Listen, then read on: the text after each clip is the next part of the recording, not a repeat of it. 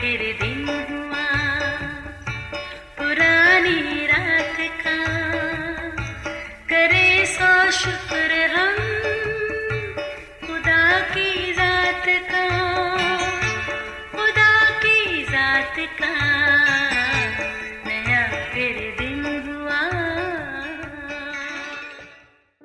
آج کی آیت۔ تب اس نے کہا خداوند ناراض نہ ہو تو میں ایک بار کچھ عرض کروں، شاید وہاں 10 ملیں۔ اس نے کہا میں اس کی خاطر اسے نیست نہیں کروں گا۔ پیدائش 18 باب 32 آیت۔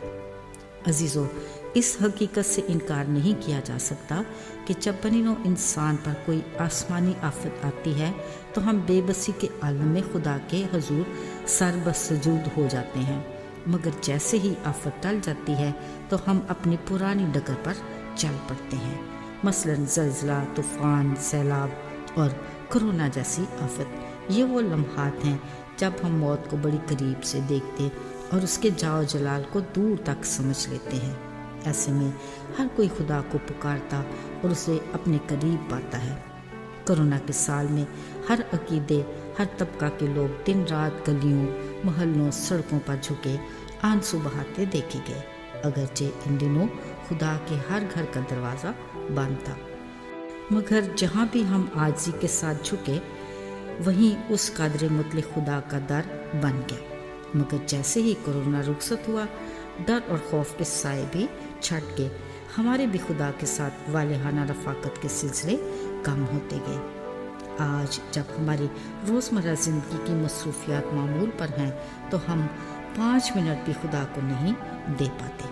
عزیزو، ابراہیم اپنی خدا کے ساتھ گہری رفاقت کی وجہ سے خدا کا دوست کہلایا اور اپنے بے پناہ ایمان کی بدولت ایمانداروں کا باپ بنا۔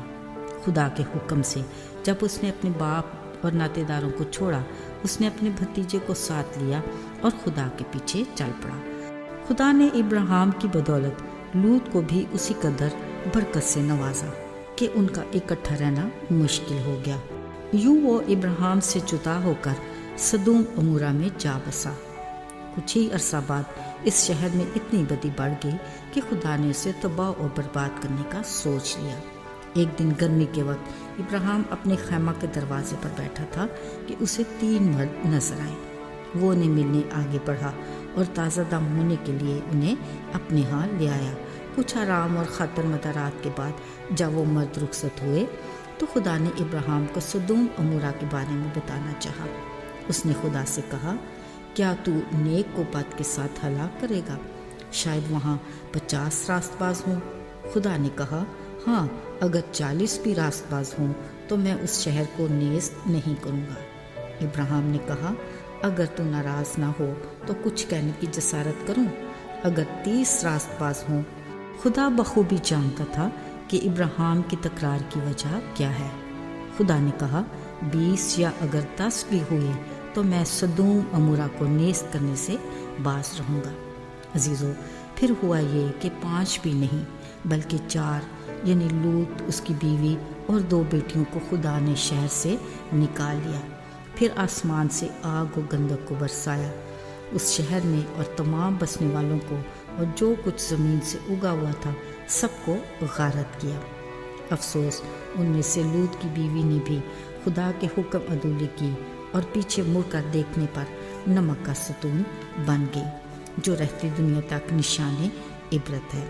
عزیزو، سدوم عمورہ شہر کی تباہی کا المناک واقعہ معمولی بات نہیں، یہ ہمارے لیے لمحہ فکریہ ہے، مگر آج کے دور میں ہم اپنے شہروں سے اگر اس کا موازنہ کریں تو یقیناً رائے میں کچھ زیادہ اختلاف نہیں ہوگا۔ بلا شبہ خالق خدا نے بنی نوع انسان کے لیے اس جہان کو آراستہ کیا، پر آج کے حالات اس دور سے کہیں زیادہ بدتر ہیں، مگر وہ اپنے بڑے فضل کی بدولت ہمارے حق میں صبر کرتا اور بار بار موقع فراہم کرتا ہے، پر اس کا ہرگز یہ مطلب نہیں کہ سب اچھا ہے۔ یقیناً جو خداوند یسوع کے کفارے کو قبول نہیں کرتا اور بدی کے کاموں سے باز نہیں آتا، وہ سزا سے مبرا نہیں۔ مگر وہ اپنے ایماندار لوگوں کو اس دنیا سے الگ کر کے انصاف کے تقاضے کو پورا کرے گا۔ عزیزو، آج جس معاشرے میں ہم رہتے ہیں، ہم سوچ بھی نہیں سکتے بدی کیسے کیسے روپ دھارے، کس خوبصورتی سے پنکھ پھیلائے بنی نوع انسان کو گھیر لیتی ہے۔ پھر بھی خدا ہمیں اپنی قدرت کے جھٹکوں سے خبردار کرتا رہتا ہے۔ بطور مسیحی ہمارا ایمان ہے کہ مسیح کی دوسری آمد قریب ہے اور ہر ایک کو سزا و جزا کے مرحلے سے گزرنا ہے۔ اس لیے ہمارا فرض ہے کہ جو اس سے غافل ہیں اور تباہی کی طرف جا رہے ہیں، انہیں نجات کے مفت تحفے اور ہمیشہ کی زندگی کی خوشخبری سے آگاہ کریں تاکہ نسل انسانی ہلاکت سے بچ جائے۔ آئیے دعا کریں۔ اے خدا، ہم تیرے شکر گزار ہیں کہ تو نے ہمیں اپنے بیٹے یسوع کے کفارے کی بدولت ہلاکت سے بچایا۔ توفیق دے کہ ہم تیری اس نجات کے کام کو آگے بڑھائیں تاکہ دکھی انسانیت کو ہلاکت سے بچا سکیں۔ ہماری مدد کر، یسوع کے مبارک نام میں آمین۔